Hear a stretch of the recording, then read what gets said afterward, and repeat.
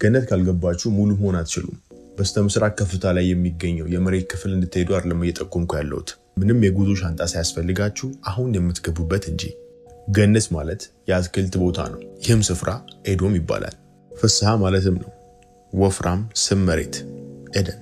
ወደ ገነት ከሚወስዱ መንገዶች መካከል ጎልጎታ ቀዳሚው ነው። ትርጉሙም የራስ ቅል ነው። ይህም ክርስቶስ የተሰቀለበት ቦታ ነው። 33 ዓመቱም ነበር።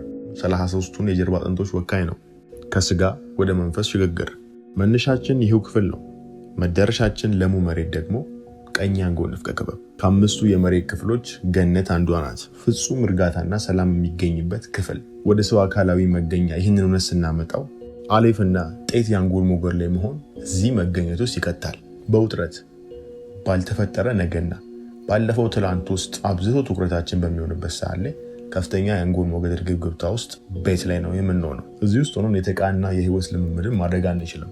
አዲስ እውነታን ለመፍጠር ሆነ መገኛችን ለማጣጣም ሆነ ሙሉ ለመሆን የግድ የአንጎል ሞገዳችን አሌፍና ጤት ላይ መውረድ ያስፈልገዋል። ተዝናኖትና እርጋታ ውስጥ የሚከቷችሁን የራሳችሁን የግል ልምምዶች መፍጠር፣ እነሱንም ማከናወን፣ ከሶስተኛው ልኬትም ትኩረትም ሙሉ ለሙሉ እየቀነሱ በራስም መቁረስ እዚህ መገኘት ውስጥ የሚከታችሁን ይሆናል።